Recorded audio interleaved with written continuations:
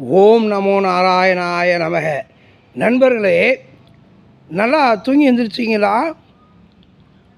நனவு, கனவு, தூக்கம், தூங்காத தூக்கம், ஆதியோடு இணைந்த சமாதி நிலை அப்படின்னு 5 சொல்லியிருக்கேன் நண்பர்களே. நனவு, கனவு, தூக்கம், தூங்காத தூக்கம், ஆதியுடன் இணைந்த சமாதி நிலைன்னு 5 சொல்லியிருக்கிறேன் நண்பர்களே. இதில் நல்லதை நினச்சி படுத்தா தூக்கம் நல்லா வரும். கெட்டதை நினச்சிக்கிட்டு ஒருத்தன் அடிச்சிருப்பான், திட்டிருப்பான், அது ஆழத்தில் பதிஞ்சிருக்கும். நம்ம யாருக்காவது பணம் தர வேண்டியிருக்கோம், கடன் தொல்லை, உடலில் ஏதாவது பிணிப்பிடை நோய்கள் இருந்தால் தூக்கம் வராது. எதையாவது நினச்சிக்கிட்டு குழப்பிக்கிட்டே இருந்தோம்னாலும் தூக்கம் வராது. மனசை ஃப்ரீயாக விட்டுறணும். ஃப்ரீயாக விட்டு மனசை அமைதிப்படுத்தினோம்னா தான் தூக்கம் வரும். இத்து ப்ளஸ் ஊக்கம் தூக்கம். இல்லைன்னா தூள இருக்க அந்த துணை எடுத்து போய் துக்கம் வந்துடும். அதற்காகத்தான் இரவு பகல்னு இறைவன் படைத்தான்.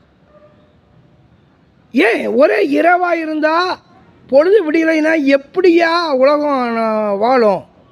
சூரிய உதயம், சூரிய பகவான் வந்தால் தான் கிருமிகள் செத்து போகும். பாக்டீரியா, வைரஸ் போன்ற கிருமிகளெல்லாம் இறந்து போகும். நல்ல விடிவு காலம் பிறக்கும். நல்ல பொழுது விடியணும். அதற்கு இரவில் நல்லா தூங்கணும். சரி, பகலே இருந்துச்சுன்னா 24 மணி நேரம் ஆகும். எப்படியா வேலை செய்ய முடியும்? தூக்கம் வராது. அதான் இயற்கை இறைவன் இரவு பகல்னு படைத்தான். ராத்திரி பகல் பார்க்காம மாடாக உழைச்சி, மாடு கூட இரவில் தூங்கும் ஐயா. மனுஷா இரவு பகல் பார்க்காமல் உழைச்சி ஓடா தேயக்கூடாதுய்யா. இரவில் உறங்குங்க ஐயா. இத்து ப்ளஸ்ஸு ஊக்கம் தூக்கம்.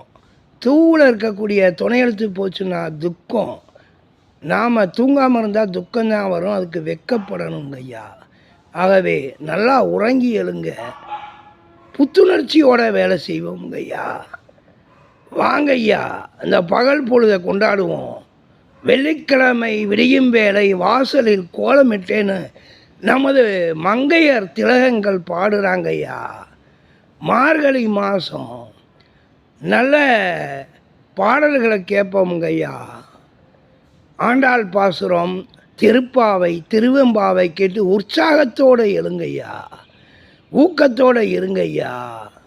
வாழ்த்துக்கள் ஐயா. வாழ்க வளமுடன்ங்க ஐயா. ஐயா நல்லபடியாக இன்றைய